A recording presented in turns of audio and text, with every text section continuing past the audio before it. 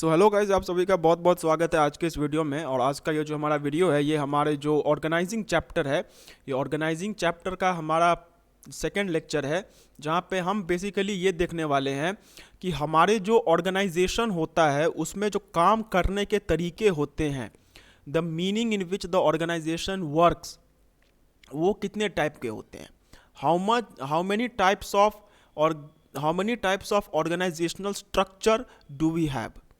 तो ये जो बेसिकली है, जो कि line comma line and staff, functional and divisional, formal and informal, तो ये सब बेसिकली क्या है कि हम जानते हैं कि हमारे बिजनेस में काम करने के लिए हम लोगों को लेते हैं जिनको हम लोग एम्प्लॉयज़ कहते हैं। अब ये जो एम्प्लॉयज़ है ये हमारे लिए काम करते हैं। तो एक बिजनेस के अंदर में एम्प्लॉयज़ का किस तरीके से डिस्ट्रीब्यूशन है या फिर किस तरीके का स्ट्रक्चर है, बेसिकली वही हम आज पढ़ने वाले हैं। यहाँ पे हम लोग बेसिकली यही देखेंगे कि एक कंपनी या फिर किसी भी बिजनेस में जो जो लोग काम करते हैं, वो लोग जो काम करते हैं उनका जो स्ट्रक्चर होता है, मतलब एक साफ तरीके से कहा जाए तो उनका जो स्केलेटन होता है, वो स्केलेटन जो होता है वही हम आज के लेक्चर में देखने वाले हैं। So let's start. So first and foremost जो हमारा यहाँ पे आता है वो होता है लाइन एंड स्टाफ। एंड आज के लेक्चर में मैं बस इतना ही रखने वाला हूँ क्योंकि I have some important work to do, so that is the reason मैं इसी को रख रहा हूँ सिर्फ यहाँ पे। तो हमारा सबसे पहला जो आता है वो है लाइन एंड स्टाफ। तो जैसा कि मैंने आपको यहाँ पे कहा कि ये जो इस टाइप के ऑर्गेनाइजेशन है ये बेसिकली है क्या, these are basically layout of employees, मतलब एक कंपनी में एम्प्लॉयज़ कैसे रहेंगे ये उसका लेआउट है। ओके तो सबसे पहला जो आता है वो है लाइन ऑर्गेनाइजेशन एंड दूसरा इसके बाद आता है लाइन एंड स्टाफ ऑर्गेनाइजेशन। तो मैं इसको पढ़ ही देता हूं। तो line organization refers to a direct chain of command through which authority flows from top to bottom and responsibility flows from bottom to top in an opposite manner. In this, every superior has complete command over his subordinates and every subordinate is directly accountable to only one superior immediately above him. Line organization is also known as scalar or hierarchical organization due to a series of vertical relationships. तो इतना कुछ यहाँ पे है, उससे आपको घबराने की बिल्कुल भी जरूरत नहीं है। हम यहाँ पे एक सिंपली एक जॉइंट स्टॉक कंपनी को कंसिडर करते हैं। याद रखिएगा कि जॉइंट स्टॉक कंपनी जो है, मतलब आपका जो कॉमर्स होता है, commerce maximum joint stock company को ही लेकर के चलता है। यहाँ पे जॉइंट स्टॉक मतलब जितने भी मैनेजमेंट के चैप्टर्स हैं या फिर जो मार्केटिंग के चैप्टर्स हैं, उन सब में जो मेन पिवट पॉइंट है वो जॉइंट स्टॉक कंपनी ही है। हमारा यहाँ पर जो बाकी जो दो टाइप के होते हैं, जो कि सोल प्रोप्राइटरशिप है एंड पार्टनरशिप है, उसके बारे में हमें उतना ज़्यादा जानने की ज़रूरत नहीं होती है। तो मैं अगर एक कंपनी के बारे में बात करूं तो जॉइंट स्टॉक कंपनी में सबसे पहले कौन होते हैं, who are the first in the joint stock company. तो सबसे पहले जो होते हैं वो होते हैं शेयर होल्डर, मतलब ये कंपनी के मालिक होते हैं। ओके एंड इनके बाद जो हमारा नेक्स्ट आता है वो होता है कि ये जो शेयर होल्डर होते हैं ये बोर्ड ऑफ डायरेक्टर्स को अपॉइंट करते हैं, जो कि इनके बिहाफ पे कंपनी को चलाने का काम करते हैं। क्योंकि अगर हम ये बोल दें कि शेयर होल्डर जो होता है वो तो एक कंपनी में लाखों करोड़ों हो सकता है, तो अब लाखों करोड़ों लोग मिलके तो चलाएंगे, that is practically not possible. तो ये जितने भी लोग होते हैं ये आपसी सहमति से क्या करते हैं कि ये कुछ लोगों को, मतलब 4-5 या फिर 7-8 लोगों को ये लोग बोलते हैं कि हम लोगों से बिजनेस नहीं चलाया जाएगा, क्योंकि हम जानते नहीं हैं। क्योंकि शेयर कोई भी खरीद सकता है, मैं भी शेयर खरीद सकता हूँ, even a person who has zero knowledge about finance वो भी शेयर खरीदता है। तो अब अगर उन लोगों को बिजनेस चलाने को दे दिया गया जिनका नॉलेज उतना ज़्यादा नहीं है, सो इस केस में क्या होगा कि बिजनेस चल नहीं पाएगा। तो शेयर होल्डर्स क्या करते हैं, बिजनेस को ठीक से चलाने के लिए वो बोर्ड ऑफ डायरेक्टर्स को अपॉइंट करते हैं। एंड ये जो बोर्ड ऑफ डायरेक्टर्स होते हैं, इनके नीचे में जो हमारा अगला होता है वो होता है सीईओ, मतलब वो जो कंपनी है उसका चीफ एग्जीक्यूटिव ऑफिसर। ओके, ये चीफ एग्जीक्यूटिव ऑफिसर होता है, जो कि बोर्ड ऑफ डायरेक्टर्स के बाद सबसे ज़्यादा जो पावर होता है वो इन्हीं के पास होता है। एंड सीईओ के पास जो हमारा नेक्स्ट होता है वो होता है प्रेसिडेंट, या सीईओ ही जो होता है वही प्रेसिडेंट होता है। अब इसके बाद जो हमारा सीईओ के बाद जो नेक्स्ट हमारा आता है वो होता है वाइस प्रेसिडेंट, किसी भी कंपनी का vice president. And vice president के बाद जो हमारे आते हैं वो आते हैं मैनेजर्स। एंड मैनेजर्स के बाद जो यहाँ पे आते हैं वो होता है सुपरवाइजर्स, जो कि असली में काम करते हैं। मैनेजर्स का काम होता है देखना कि काम ठीक से हुआ है या नहीं, और सुपरवाइजर्स का काम होता है कि वो लोग और डीप में जा करके काम को करवाते हैं। एंड सुपरवाइजर के नीचे में जो होता है वो होता है लेबरर्स। ओके, सो इस तरीके का हमारा बिजनेस होता है, जहां पे सबसे ऊपर में क्या होता है, शेयर होल्डर यानी कि कंपनी के जो मालिक हैं वो होते हैं। उनके बाद जो यहाँ पे होता है वो होता है बोर्ड ऑफ डायरेक्टर्स, मतलब कि कंपनी को चलाए रखने के लिए जो लोगों ने वहाँ पर उनको अपॉइंट किया है वो बोर्ड ऑफ डायरेक्टर्स कहलाते हैं। अब बोर्ड ऑफ डायरेक्टर्स में से एक आदमी प्रेसिडेंट होता है, प्रेसिडेंट के बाद वाइस प्रेसिडेंट होता है, फिर मैनेजर्स होते हैं, फिर सुपरवाइजर होता है, फिर लेबरर होता है। तो यहाँ पे अगर हम देखें तो ऊपर से नीचे की ओर एक लाइन बन रहा है। अगर हम लाइन बनाने की कोशिश करें तो ऊपर से नीचे की ओर एक स्ट्रेट लाइन है जो कि यहाँ पर बन रहा है। एंड ये जो स्ट्रेट लाइन जो कि यहाँ पे बन रहा है, इसी वजह से इसको कहा जाता है लाइन ऑर्गेनाइजेशन। ओके, तो यहाँ पे क्या है, सबसे पहले ये है, फिर ये है, फिर ये है, फिर ये है, फिर ये है, फिर ये है, फिर ये है। तो अगर हम इन सभी को एक साथ अरेंज करें तो एक पर्टिकुलर लाइन बन जाता है। एंड इसी की वजह से इनको कहा जाता है लाइन ऑर्गेनाइजेशन। अब यहाँ पे बेसिकली क्या होता है कि जो जितना ऊपर रहेगा, the person who is at the top most, उसके पास उतना ज़्यादा पावर होगा। एंड जो आदमी जितना नीचे रहेगा उसके पास सबसे कम पावर होगा। मतलब कंपनी का पावर सबसे पहले जो आदमी रहेगा या फिर सबसे ऊपर में जो आदमी रहेगा उसके पास सबसे ज़्यादा होगा। फिर जो बोर्ड ऑफ डायरेक्टर्स है, बोर्ड ऑफ डायरेक्टर्स के पास उससे थोड़ा, सीईओ के पास उससे थोड़ा, वाइस प्रेसिडेंट के पास उससे थोड़ा, मैनेजर के पास उससे थोड़ा, सुपरवाइजर के पास उससे कम, लेबरर्स के पास सबसे कम। तो यहाँ पे सबसे पहले जो अथॉरिटी है वो ऊपर से नीचे की ओर आ रही है, मतलब जो पावर है वो ऊपर से नीचे की ओर आ रहा है। अब इन्हीं को, अब यहाँ पे ये हमने एक तरीके से देखा है।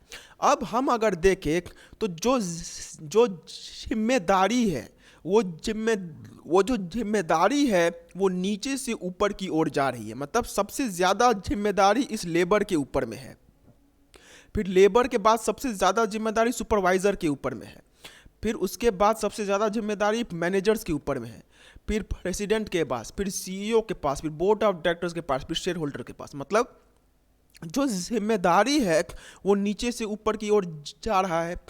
मतलब जिसको सबसे ज़्यादा काम करना होगा वो नीचे से ऊपर की ओर जा रहा है। सबसे ज़्यादा काम कंपनी में कौन करता है? लेबरर्स करते हैं, फिर सुपरवाइजर करता है, फिर मैनेजर करता है, फिर वाइस प्रेसिडेंट, फिर सीईओ, फिर board of director, share holder सबसे कम काम करते हैं। मैंने वहाँ पे गलत बोल दिया था, मैंने कुछ और बोल दिया था, वो नहीं होगा। इसमें जो अथॉरिटी या फिर जो पावर है वो पावर ऊपर से नीचे की ओर आता है, लेकिन जो खटना या फिर मैं कहूँ जो मेहनत है वो सबसे ज़्यादा नीचे से ऊपर की ओर रहती है। तो इस टाइप का जो लेआउट होता है इसी को हम लोग बोलते हैं line organization. This type of layout is known as line organisation.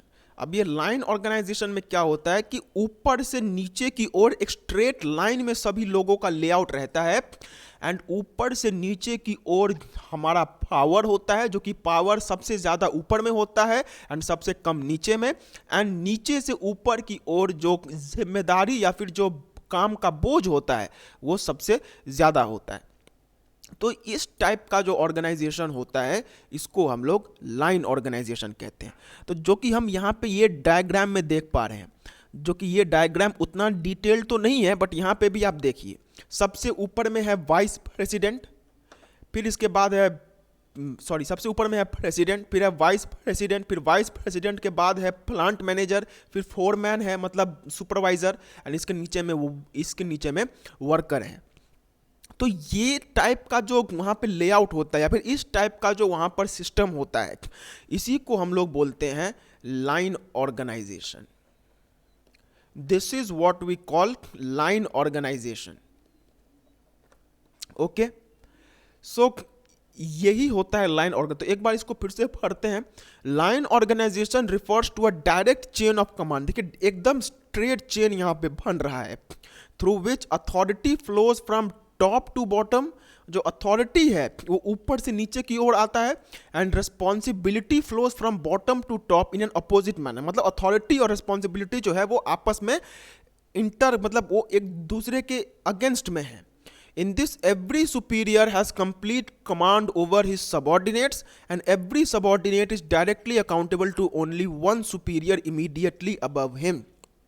Line organization is also known as scalar or hierarchical organization due to a series of vertical relationship. And इसका दूसरा नाम क्या है? Scalar और hierarchical. So this can be an important thing for your MCQ कि इसका दूसरा नाम क्या है, या फिर आपको दे देंगे कि स्केलर ऑर्गेनाइजेशन किसे कहा जाता है, तो वहाँ पे आपको लाइन ऑर्गेनाइजेशन ठीक करना होगा। सो होप आपको लाइन ऑर्गेनाइजेशन जो है वो समझ में आया होगा। अब लाइन ऑर्गेनाइजेशन का फीचर्स क्या क्या है, मतलब इसमें क्या क्या खासियत है। तो सबसे पहले जो चीज़ हमने यहाँ पे देख ही लिया कि authority flows from the top to lower, मतलब जो पावर है वो ऊपर से नीचे की ओर आएगा, जो सबसे ऊपर में उसका सबसे ज़्यादा पावर, एंड जो रिस्पॉन्सिबिलिटी है वो बॉटम से टॉप, मतलब वो नीचे से ऊपर की ओर जाएगा। तो इसीलिए ये इसका पहला फीचर है कि जो हमारा पावर है वो पावर जो है वो ऊपर से नीचे की ओर, एंड जो रिस्पॉन्सिबिलिटी है फिर जो जिम्मेदारी है वो नीचे से ऊपर की ओर, एक अपोजिट डायरेक्शन में दोनों जाते हैं। ओके, अब इसमें क्या कि every person is in charge of persons working under him. अब इसमें क्या होता है कि हर एक आदमी जो होता है उसके ठीक नीचे वाले आदमी से उससे मतलब रहता है, मतलब कि ये जो प्रेसिडेंट है इसको दूसरे किसी के काम से मतलब नहीं है, मतलब वैसे मतलब है, लेकिन ये अगर कुछ भी होता है तो ये सीधा इस वाइस प्रेसिडेंट से पूछेगा, ये किसी और को पूछने नहीं जाएगा।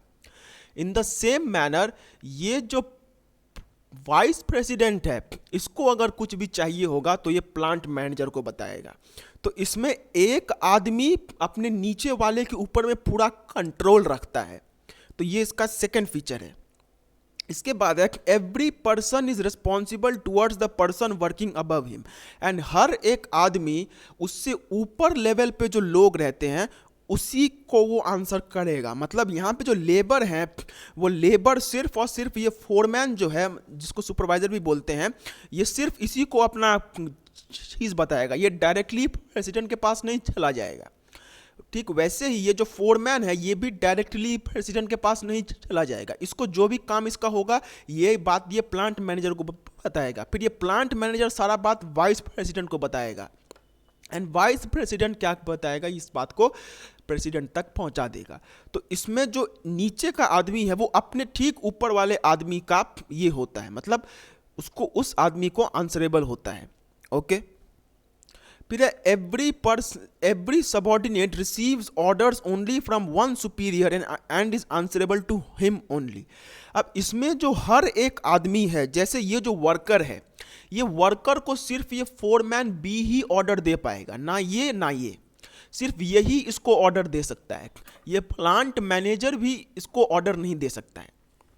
ओके, यहाँ तक कि प्रेसिडेंट भी इसको ऑर्डर नहीं दे सकता। अगर प्रेसिडेंट चाहता है कि लेबर कुछ करे तो उसे वाइस प्रेसिडेंट को बोलना पड़ेगा, फिर प्लांट मैनेजर को बोलना पड़ेगा, फिर फोरमैन को बोलना पड़ेगा, तब जाके वो वर्कर तक पहुंचेगा।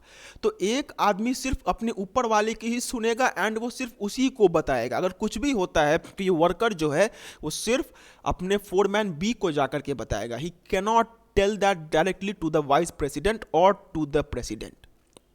ओके, फिर the authority and responsibility of each person is clearly specified, and इसमें हर किसी को बता दिया जाता है कि किसका कितना पावर है एंड किसका कितना रिस्पॉन्सिबिलिटी है, जो कि हमने यहाँ पे देखा कि अगर मैं बात करूं तो अगर इस तरीके से देखा जाए तो सबसे ज़्यादा पावर यहाँ पे है, फिर उसके बाद सबसे थोड़ा कम पावर यहाँ पे, थोड़ा कम पावर यहाँ पे, थोड़ा कम पावर यहाँ पे, थोड़ा कम पावर यहाँ पे। एंड अगर बात किया जाए तो रिस्पॉन्सिबिलिटी जो है वो सबसे ज़्यादा यहाँ पे है, सबसे ज़्यादा फिर उसके बाद यहाँ पे है, फिर यहाँ पे है, फिर यहाँ पे, यहाँ पे सबसे कम है। तो यहाँ पे जो रिस्पॉन्सिबिलिटी है, मतलब किसका कितना पावर है एंड किसका कितना रिस्पॉन्सिबिलिटी है, वो उसको ठीक से मालूम रहता है। जैसे मैं अगर बात करूं तो ये जो वर्कर है, वर्कर का पावर सबसे कम है एंड रिस्पॉन्सिबिलिटी सबसे ज़्यादा है। ठीक इसके उल्टे में प्रेसिडेंट का पावर जो है वो सबसे कम है, सॉरी पावर सबसे ज़्यादा है, लेकिन जो रिस्पॉन्सिबिलिटी है वो सबसे कम होती है। ओके अब अगर मैं बीच वाले की बात करूं, ये जो हमारा प्लांट मैनेजर है, तो इसका जितना ही पावर है इसका उतना ही रिस्पॉन्सिबिलिटी है। तो ये ऐसे चलता है कि बीच में पूरा वो इक्वल हो जाता है, लेकिन टाइम के साथ साथ वो जो है वो मतलब जैसे जैसे हम ऊपर जाएंगे पावर बढ़ेगा, जैसे जैसे नीचे आएंगे रिस्पॉन्सिबिलिटी बढ़ेगा। ओके अब इसका मेरिट्स एंड डीमेरिट्स क्या, तो सबसे पहला बात है सिंप्लिसिटी। इसको समझना बहुत ज़्यादा आसान है, यहाँ पर कोई भी कम्प्लेक्स चीज़ नहीं है। हर किसी को पता है कि वो मेरे ऊपर में है तो मैं उससे ऑर्डर लूँगा एंड सिर्फ उसी को अपना जो काम है वो दिखाऊंगा। फिर जो उसके ऊपर में है उसको भी ये बात पता है कि ये मेरे नीचे में है तो मैं सिर्फ इसी को अपना ऑर्डर दूंगा एंड इसी से काम लूँगा। तो हर किसी को अपना जो बात है वो ठीक से यहाँ पर पता रहता है, तो इसमें कोई भी कन्फ्यूज़न नहीं रहता है। ओके अब जाहिर सी बात है जब हर किसी को अपना काम पता है तो एक कोऑर्डिनेटेड वे में काम हो पाएगा। The hierarchy in management helps in achieving effective coordination. The general manager is in charge of all the departments and he can easily coordinate the work of various departments. तो जो कोऑर्डिनेशन बहुत रहता है क्योंकि हर किसी को पता है कि उसे क्या करना है एंड कितना पावर उसके पास है, तो एक कोऑर्डिनेशन रहता है। मतलब हर किसी को अपना काम पता है तो एकदम तालमेल के साथ काम होता है। ठीक है फिर इफेक्टिव कम्युनिकेशन। अब देखिए the chain of command goes from top to bottom, there is a direct link between the superior and the subordinate, both can communicate properly among themself. The reactions of subordinates also reach top management in a short span of time. अब देखिए जो कि मैंने यहाँ पे आपको बताया था कि अगर हम यहाँ पे देखें तो प्रेसिडेंट जो है वो सबसे ऊपर में है, फिर वाइस प्रेसिडेंट है, फिर प्लांट मैनेजर है, फिर फोरमैन है, फिर वर्कर है। तो अगर फॉर एग्जाम्पल मैं अगर बात करूं तो वर्कर को कोई ऐसा चीज़ है जो कि उसे प्रेसिडेंट को बताना है, तो उसके लिए उसे फोरमैन को बताना पड़ेगा, फिर फोरमैन जो है वो प्लांट मैनेजर को बताएगा, फिर प्लांट मैनेजर जो है वो वाइस प्रेसिडेंट को बताएगा, फिर जो वाइस प्रेसिडेंट है वो प्रेसिडेंट को बताएगा। तो यहाँ पे अगर हम देखें तो एकदम से जो इंफॉर्मेशन है वो एक पर्टिकुलर ऑर्डर में जा रहा है एंड उस ऑर्डर में जाने के कारण हमारा यहाँ पे हर किसी को जो कम्युनिकेशन है वो ठीक से हो पा रहा है। इफेक्टिव कम्युनिकेशन यहाँ पे होता है। ओके फिर है इकोनॉमिकल। अब इसका सस्ता पड़ता है भैया, जो कि हमने हमारे लिए भी समझना बहुत सिंपल था कि पहले ये फिर ये फिर ये फिर ये फिर ये, बस यहाँ पे इतने ही लोग लगेंगे, तो ये सस्ता पड़ता है। अब सस्ता क्यों पड़ता है ये हम लाइन एंड स्टाफ में देखेंगे।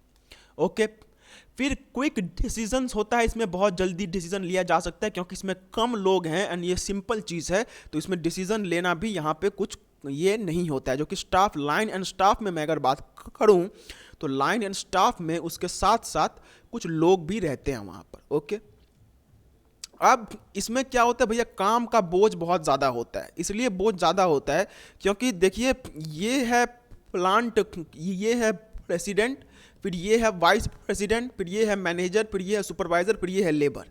ओके अब ये जो मैनेजर है ये यहाँ पर अकेला है। ओके तो इसके यहाँ पर हेल्प करने के लिए कोई नहीं है, तो इसके ऊपर काम का बोझ बहुत ज़्यादा हो जाता है। ओके यहाँ पे काम का बोझ बहुत ज़्यादा हो जाता है। In line organization too much is expected from executives, they are expected to take numerous decisions, supervise the work of subordinates under them. The workload of executive goes on increasing with the expansion diversification of the unit. The line officers can not devote sufficient time to each and every work and overloaded with responsibilities. मतलब सारा काम तो एक आदमी नहीं कर सकता, लेकिन इस टाइप के ऑर्गेनाइजेशन में क्या होता है कि हर एक आदमी के ऊपर में काम का बोझ बहुत ज़्यादा हो जाता है। ये इसका एक डीमेरिट है। फिर है द लैक, नेक्स्ट है lack of specialization. So the lack of managerial specialization is the demerits of line organization. The line officers can not be experts in every line of business since they are to take decisions with regard to every aspect of business. The quality of decisions may differ. The officers will have to depend heavily on subordinates of advice. ये off नहीं होगा, ये यहाँ पे for होगा। सो यहाँ पे अगर हम देखें तो ये जो मैनेजर है ये मैनेजर बाय अकेला है। ओके, अब हो सकता है कि ये जो मैनेजर है इसने यहाँ पे फाइनेंस का पढ़ाई किया होगा, तो ये सेल्स उतना अच्छे से नहीं जानता है।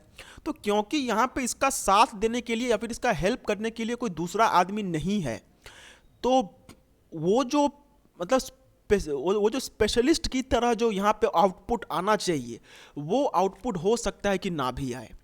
वाई? बिकॉज ये मैनेजर यहाँ पे अकेला है, he does not have any one for help. So because of that reason ये अगर खुद ही डिसीजन लेता है तो वो डिसीजन बहुत मतलब डिसीजन हो सकता है कि वो ठीक ना हो। अगर इसी का यहाँ पे मदद करने के लिए कोई होता तो इसके लिए यहाँ पे आसान हो जाता, तो ये वहाँ पर इसके लिए नहीं है। तो इसी वजह से यहाँ पे जो है, क्योंकि देखिए हर किसी को हर चीज़ नहीं पता है। ओके, मैं अगर एक चीज़ ठीक करता हूँ तो दूसरा चीज़ मेरे से ख़राब होगा ही होगा। तो ये यहाँ पर अगर जैसे मैंने कहा कि इस पर एक्सेस वर्क रहता है तो इसको हर एक चीज़ में अपना काम करना पड़ता है। तो जब हम सब कुछ करने जाते हैं तो वहाँ पे कुछ भी ठीक से नहीं होता है। ओके, फिर है lack of coordination. There is a lack of coordination among various departments. All departmental heads try to run the departments in their own way and according to their suitability. There may be a lack of operational uniformity among departments. This may become the reason of lack of coordination among different departments. तो देखिए यहाँ पे अब आप मुझे गाली देंगे कि सर ये लैक ऑफ कोऑर्डिनेशन जो है ये आपने एडवांटेज में बताया, अब आप इसको डीमेरिट में बता रहे हैं। तो क्या ये सर, देखिए आप जब डीमेरिट लिखेंगे तो आपको ये नहीं देखना कि वो जो पॉइंट है वो अगर एडवांटेज में आ चुका है तो मैं उसे डीमेरिट में नहीं लिखूंगा। ठीक है, कोऑर्डिनेशन लाइन ऑर्गेनाइजेशन में रहता है लेकिन उसमें कहीं ना कहीं कोऑर्डिनेशन कम ज़रूर हो जाता है। At some point of time there will be a lack of coordination.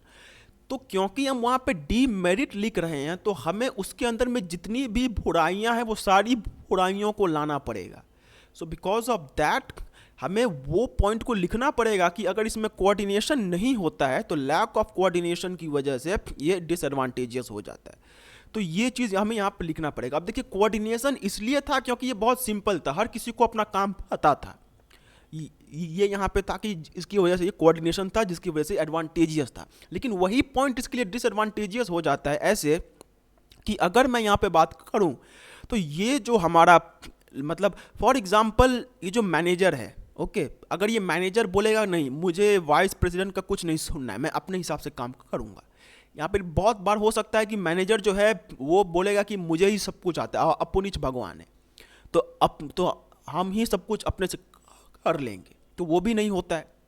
तो अगर ये लोग जो है वो अपने आप ही सारा काम लेने लग गए तो कोऑर्डिनेशन ठीक से यहाँ पे नहीं हो। मतलब यहाँ पे ये देखा जाता है कि जो मैनेजर्स होते हैं वो पूरा ग्रुप का गोल छोड़ करके वो खुद को ज़्यादा अच्छा दिखाने में लगे रहते हैं। तो इसकी वजह से जो हमारा कोऑर्डिनेशन है वो कभी कभी डाउन हो जाता है। बट मैक्सिमम केसेस में कोऑर्डिनेशन रहता ही है, बट सिंस थोड़े समय के लिए ही सही, लेकिन कोऑर्डिनेशन डाउन होता है तो इसको आप एक डिसएडवांटेज में काउंट करेंगे ही करेंगे।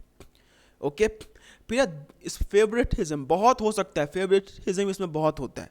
जैसे मैं अगर बात करूं तो ये जो मेरा मैनेजर है ये इस वाइस प्रेसिडेंट का बहुत अच्छा चमचा है, फॉर एग्जांपल बहुत अच्छा चमचा है उसका बहुत ज़्यादा वो चाटता है, तो जाहिर सी बात है वो इसको ज़्यादा यहाँ पे ये देगा, बेनिफिट देगा।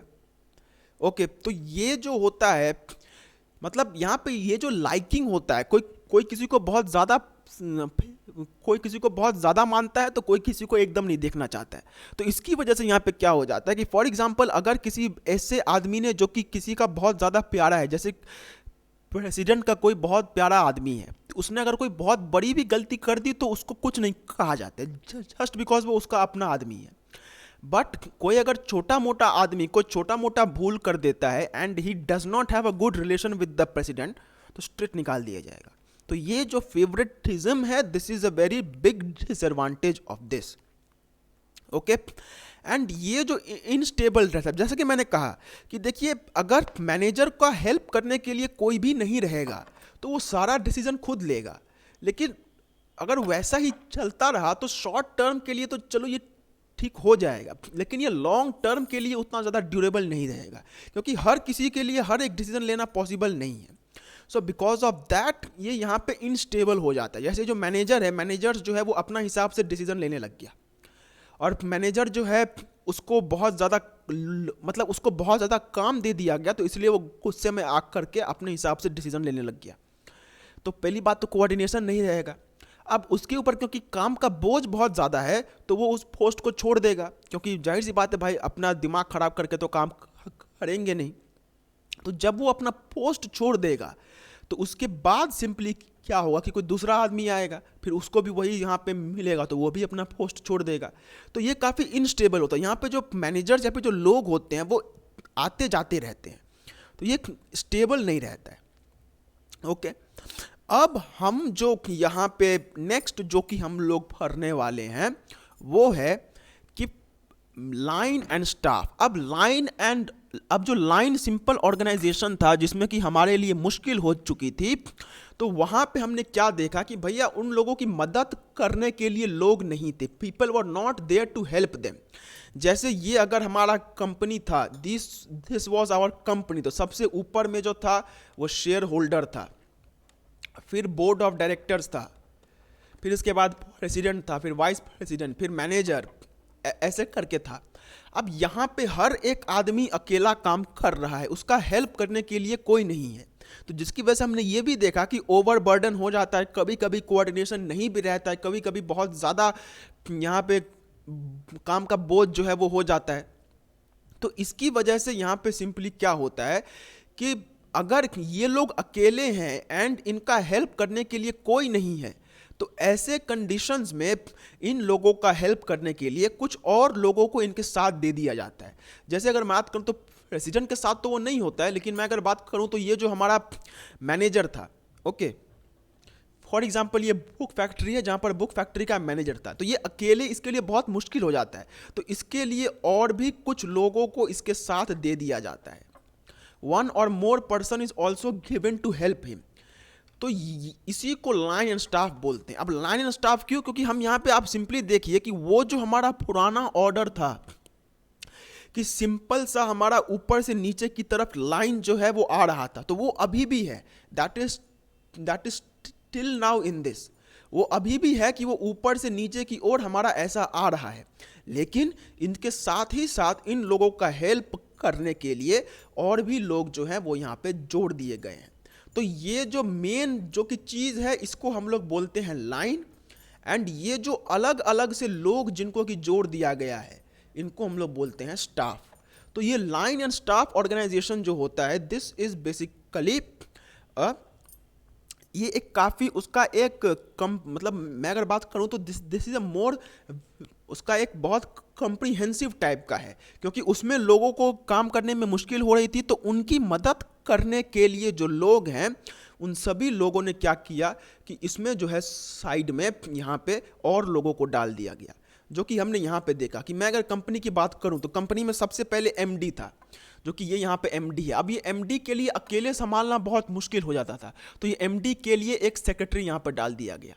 फिर ये जो प्रोडक्शन मैनेजर था, ये प्रोडक्शन मैनेजर को ही सब कुछ फाइनेंस, सेल्स, सब कुछ देखना पड़ता था, तो इसके लिए बहुत मुश्किल हो चुका था, तो इसके साथ और 2 लोग डाल दिए गए जो कि ये यहाँ पे इसका फाइनेंस का काम संभाल रहे हैं।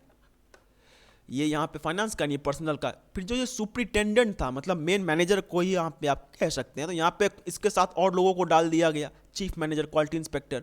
सो just to help and make work easy, क्या किया जाता है कि उन लोगों के साथ और भी लोगों को डाल दिया जाता है। More and more people are added to the line organization and that gives birth to a line and staff organization। यहाँ पे सिंपली क्या होता है कि जो हमारा लाइन ऑर्गेनाइजेशन था वो यहाँ पे अभी भी है। मैं अगर इन डॉटेड लाइंस को हटा दूं तो यहाँ पे हम देखेंगे कि वो जो स्ट्रेट लाइन था वो अभी भी हमारे पास में है, लेकिन उनके साथ साथ और भी लोगों को डाल दिया गया है। क्यों डाल दिया गया है? जिससे कि वो जो लोग हैं उनको यहाँ पे अच्छे से, मतलब यहाँ पे जो हेल्प है वो यहाँ पे हो सके। तो यहाँ पे इसका डेफिनेशन क्या कहता है कि when special staffs are attached to line organization, it is known as line and staff organization. In this, expert staffs are allotted within the personnel to give them expert advice whenever needed. It is an attempt to combine the advantages of the specialization and unity of command. The need for staff position arises when the work of an excessive increases and its efficient performance requires guidance which he himself cannot provide due to limited capabilities. जो कि यहाँ पे है कि हर किसी के लिए उसका वो लिमिटेड कैपेबिलिटी है उसके अंदर, वो उतना ज़्यादा काम नहीं कर सकता है, तो उसको हेल्प करने के लिए और भी वहाँ पर ले आते हैं। जैसे हम देखते हैं कि एमडी जो होता है, एमडी का एक सेक्रेटरी होता है, तो सेक्रेटरी क्यों होता है? That is for the help of the MD. So जब उन सभी को जोड़ दिया जाता है तो उनको हम लोग लाइन एंड स्टाफ ऑर्गेनाइजेशन बोलते हैं।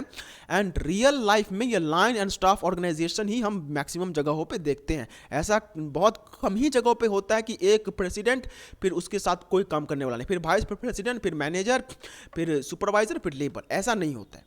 लाइन एंड स्टाफ मैक्सिमम जगहों पे होता है। सो होप आपको यहाँ पे समझ में आया होगा। तो पहला इसका जो फीचर है वो ये है कि it is a more complex structure as compared with the line organization. Line organization से अगर कंपेयर करने जाएं तो उससे काफ़ी कम्प्लेक्स है, जो कि हमने यहाँ पे देखा कि सिंपल तो लाइन है लेकिन उसके साथ साथ और भी 2-3 लोगों को जोड़ दिया, तो इससे वो और कम्प्लेक्स हो चुका है। फिर division of work and also specialization of work takes place in line and staff organisation.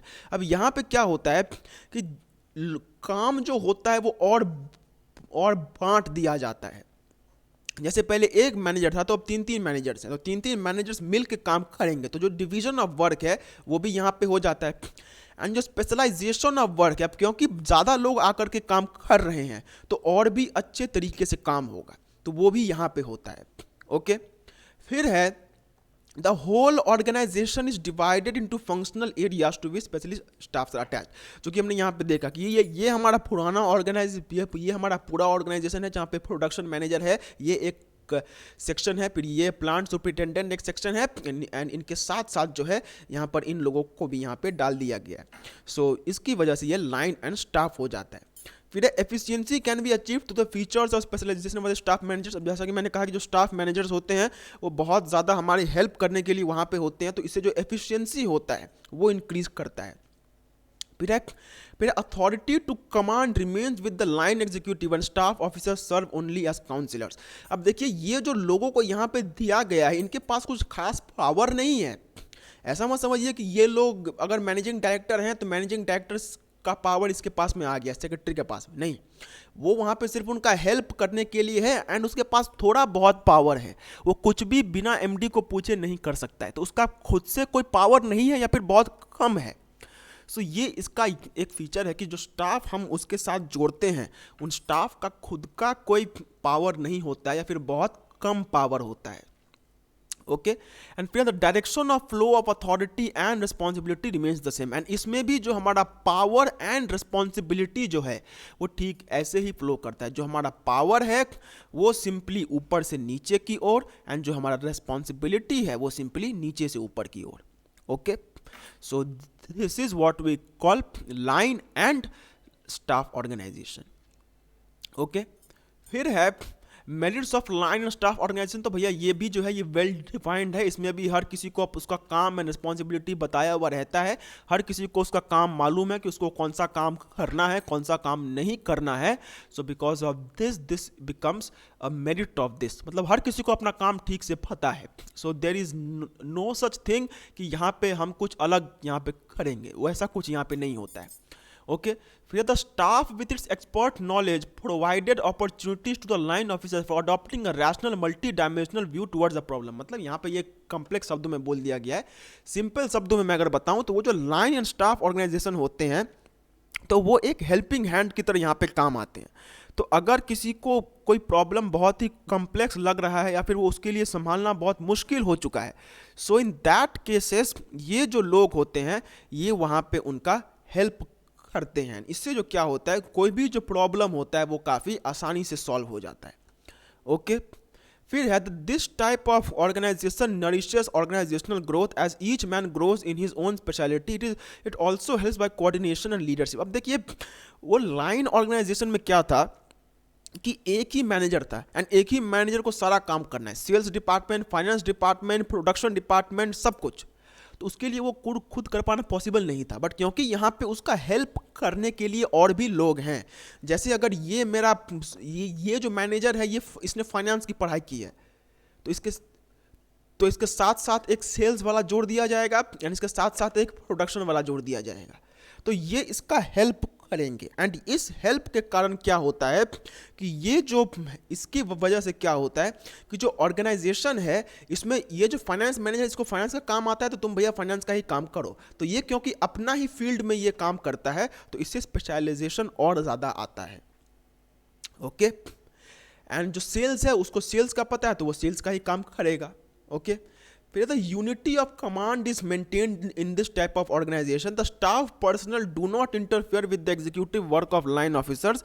The works get commanded from the line personnel and are accountable directly to them for their performance. This creates better understanding and discipline among employees. अब यहाँ पे simply हम अगर देखें तो जो कि मैंने आपको पहले भी बताया हुआ है कि ये जो स्टाफ है, इन स्टाफ का कुछ खास पावर यहाँ पे नहीं है। ये जो स्टाफ है अभी भी जो अगर मैं पावर बोलूं तो वो इसके पास है, फिर इसके पास है, फिर इसके पास है, फिर इसके पास है। इसके पास जो पावर है वो ओरिजिनल पावर नहीं है, that is a derived power. ये फाइनेंस मैनेजर का पावर कहाँ से आएगा? प्रोडक्शन मैनेजर से। ओके, तो मैनेजिंग डायरेक्टर के बाद अगर देखा जाए तो जो मेन पावर है वो प्रोडक्शन मैनेजर के पास ही जाता है, फिर उससे वो पावर प्लांट सुपरिटेंडेंट के पास ही जाएगा। लेकिन उनकी हेल्प करने के लिए और लोग हैं, तो भले ही वो लोग वहाँ पे हेल्प करने के लिए हैं, लेकिन यहाँ पर किसी भी तरीके का अगर मैं बात करूँ सो वी डू नॉट, यहाँ पर उनको किसी भी तरीके का पावर ट्रांसफ़र नहीं होता है। एंड क्योंकि पावर ट्रांसफ़र नहीं होता है इसकी वजह से क्या होता है कि जो यूनिटी ऑफ कमांड है वो मेंटेन है। क्योंकि जो हमने कहा कि भैया जो चीज़ जितना में रहेगा, जो चीज़ जितना हम लोगों के बीच में रहे वो उतना अच्छा होता है। तो अगर पावर, अब उनको भी पावर दे देंगे तो वो लोग भी बोल देंगे सर हमारे पास भी पावर है, आप कौन होते हैं हमें बोलने वाले। तो ये चीज़ हो सकता है। तो यूनिटी ऑफ कमांड मतलब एक आदमी एक को ही ऑर्डर देगा एंड उसी से अपना जो काम है वो लेगा, वो यहाँ पे मेंटेन रहता है। Okay, and with the appointment of staff officers the burden of line officers is greatly reduced. The specialist help in line officers in deciding things regarding their lines of specialization. The line officers are left with routine administrative. यहाँ पे simply ये बोला गया है कि उनका काम जो है वो घट जाता है, मतलब उनका जो मेन काम है वही वो सिर्फ कर सकते हैं एंड बाकी का छोटा मोटा काम जो होगा वो उनके स्टाफ वाले का आदमी कर सकते हैं। सो that is an advantage of this. Okay, अब इसका डीमेरिट्स क्या है? तो सबसे पहला बड़ा डीमेरिट जो कि सबसे ज़्यादा देखा जाता है वो होता है कि भैया लाइन एंड स्टाफ वाले में झगड़ा हो गया। यहाँ पे हमने प्लांट मैनेजर के साथ में काम करने के लिए एक सेल्स मैनेजर एंड एक प्रोडक्शन मैनेजर को दे दिया, लेकिन अब इन लोगों के बीच में झगड़ा हो गया क्योंकि जितने ज़्यादा लोग उतना ज़्यादा ये, इंग्लिश में तो कहावत है कि too many cooks spoil the broth. So because of that यहाँ पे झगड़े काफ़ी होते हैं। The responsibility for operations lies with the line officers while the staff officers only advise. The staff officers may be ignored at the hand of line officers. The line officers might complain or interference by staff officers. This may create conflict. मतलब झगड़े होते हैं यहाँ पे क्योंकि main power अभी भी इसी के पास है। The main power lies with this plant manager. इन लोगों के पास कोई खास पावर नहीं है, तो पावर को लेकर के झगड़ा हो सकता है। ये हो सकता है कि कोई चीज़, मतलब कि ये कोई डील साइन कर दे इससे बिना पूछे, तो ऑब्वियस सी बात है वहाँ पे झगड़ा होगा। Okay, the line officers become habituated for advice on staff. They refer nearly everything to staff for advice. This over dependence on staff can make the line officers less creative. यहाँ पे simple सी बात है भैया, help करने के लिए आदमी है, जब भी चाहिए होगा उससे हेल्प मांग लेंगे, बस काम करो ही मत। ये भी चीज़ें यहाँ पे देखी जाती है कि सारा काम तो वही कर देगा, हमें कुछ करने की ही ज़रूरत नहीं है। तो ये चीज़ भी यहाँ पे होता है। ओके, फिर है दिस टाइप ऑफ ऑर्गेनाइजेशन में be expensive as hiring the staff personnel में इन्वॉल्व ह्यूज कॉस्ट। अब जाहिर सी बात है भैया, वो जो स्टाफ में आ रहे हैं भले उनको कोई पावर नहीं है, मतलब इसका मतलब ये थोड़ी है कि वो लोग फ्री में काम करेंगे, पैसा तो लेंगे ही। तो लाइन ऑर्गेनाइजेशन के हिसाब से ये काफ़ी महंगा हो जाता है क्योंकि उनको भी सैलरी, उनको भी डेली अलाउंस, उनको भी सब कुछ देना पड़ता है। So because of that this becomes expensive. फिर there is a misrepresentation of expert advice by incompetent line executives. एक सेकेंड,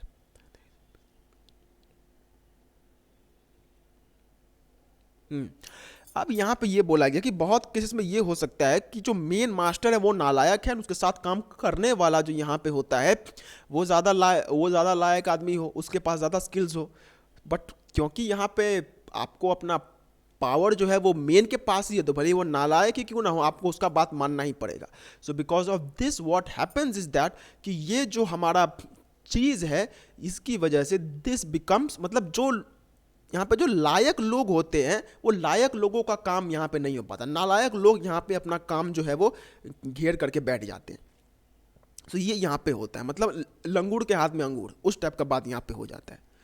फिर there can be a lack of coordination between line and staff, the staff advice may be confused with line order, the staff officers may also not be clear about, मतलब confusion होता है भैया, जाहिर सी बात है कि अगर यहाँ पे ये भी काम कर रहा है एंड ये भी इसी के साथ काम कर रहा है एंड ये भी इसी के साथ काम कर रहा है, तो झगड़ा होगा, कंफ्यूजन भी होगा। ओके फिर है, अब है ये काफ़ी इंपॉर्टेंट टॉपिक है जो कि आ सकता है, वो है लाइन एंड स्टाफ ऑर्गेनाइजेशन के बीच में क्या फ़र्क है। तो पहला पॉइंट जो कि लाइन ऑर्गेनाइजेशन में वो है कि its purpose is to work directly towards the achievement of the organizational goals, and इसका its purpose is to advise assist and back the line group to towards the set goals. अब देखिए main जो organisation का काम होता है वो line organisation वाले ही करते हैं। ओके तो लाइन ऑर्गेनाइजेशन का मेन एम यही होता है कि उनको ये देखना होता है कि हम आखिरकार, मतलब उनका मेन काम ही ये होता है कि उन्हें जो मेन ऑर्गेनाइजेशन का जो गोल्स है उन गोल्स को लेके उनको काम करना होता है। मेन ये लाइन ऑर्गेनाइजेशन में ये काम होता है। जबकि लाइन एंड स्टाफ में क्या होता है कि लाइन एंड स्टाफ में उनका जो काम रहता है वो सिंपली यहाँ पे इसी, मतलब उनका काम है बस लाइन वालों को एडवाइस देना। So the main purpose of line organization is to work for the company, and the main purpose of the line and staff is to advise the line organization. Okay, फिर है line authority is a formal authority created by the business firm. यहाँ पे हर किसी का power जो है वो सही में रहता है, लेकिन line and staff authority has no such authority, staff are just the advisors of the firm. Power नहीं है भैया, सिर्फ उनको एडवाइस करने के लिए आप वहाँ पे हो। ओके फिर लाइन एग्जीक्यूटिव्स आर जनरलिस्ट्स, मतलब वही मेन आदमी होते हैं।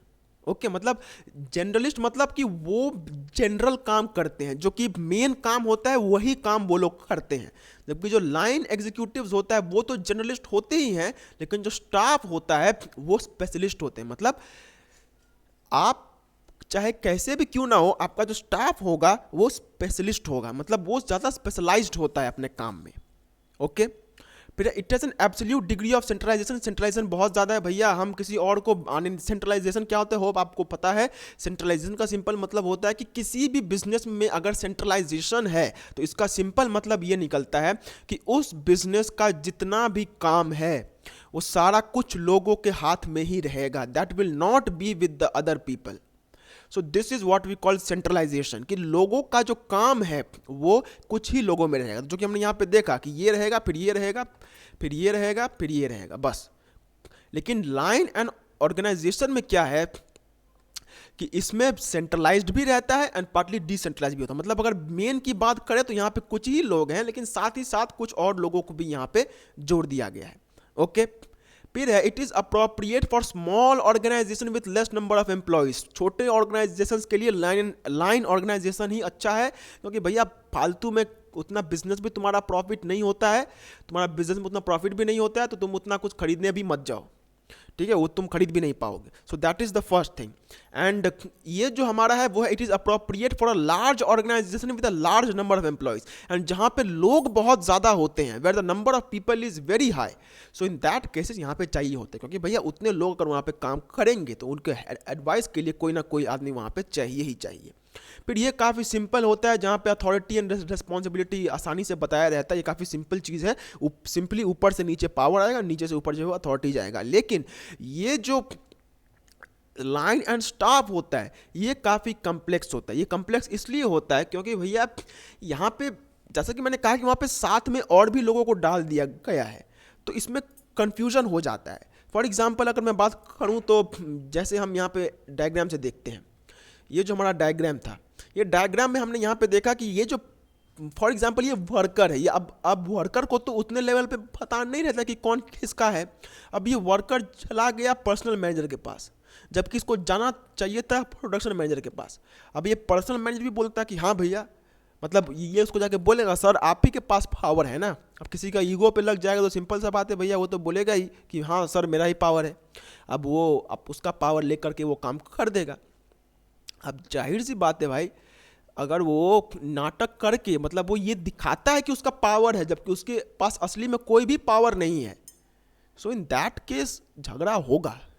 ओके तो यहाँ पे कन्फ्यूज़न हो जाता है बाद में। फॉर एग्जांपल ये वर्कर जो है वो वर्कर जाकर के बोलेगा साहब मैंने तो इसको दिया था, बोला ये बोलेगा मैंने कब लिया, तो कन्फ्यूज़न होता है बहुत। तो ये यहाँ पे कन्फ्यूज़न जो होता है that is very much in this. Okay, so hope आपको आज का लेक्चर अच्छा लगा होगा। एंड आज का लेक्चर काफ़ी लंबा हो गया, बट बहुत ज़रूरी था इतना लंबा लेक्चर करना, क्योंकि मेरा काम है भैया ठीक से समझाना। मैं ठीक से समझाऊंगा, उसमें भले ही मेरे को 2-3 घंटे ही क्यों ना लग जाए, I don't have any issues, लेकिन समझ में आना चाहिए। मैं इसको चाहता तो आधे घंटे में भी कर सकता था, लेकिन वहाँ पे आपको कुछ भी समझ में नहीं आता। सो यही था आज का लेक्चर। एंड यस, अगर आप सभी ये बुक खरीदने में इंटरेस्टेड हैं तो अभी लास्ट का शायद 8 दिन बाकी है, 8 या 9 दिन बाकी है। इन 9 दिनों के बाद इसका दाम जो है वो आसमान छू जाएगा, मतलब 200 से 225 रुपये हो जाएगा। सो अगर आप चाहें तो अभी इसको ऑर्डर कर सकते हैं। ऑर्डर करना है तो अभी तक तो आपको रट गया होगा भाई, सिंपली डिस्क्रिप्शन में जाओ, वहाँ पे व्हाट्सएप नंबर है, व्हाट्सएप नंबर पे हमें SMS कर दीजिए एंड वहाँ पे हम आपका ये बुक जो है आप तक डिलीवर करवा देंगे। 200 रुपये आपका नॉर्मल चार्ज होगा जो कि बुक का दाम है, एंड जो बाकी का चार्ज जो कि आपके लोकेशन पे डिपेंड करेगा कि आप कहाँ रहते हैं, उसके हिसाब से आपका शिपिंग चार्ज होगा। सो होप आप देख लेते हैं। एंड यस, सो मिलते हैं अगले वीडियो में। Till then do take very good care of yourselves, have a very nice night I would say, क्योंकि रात काफ़ी हो चुकी है। अपना बहुत बहुत ध्यान रखिएगा। मिलते हैं अगले वीडियो में। टाटा बाय बाय, जय हिंद।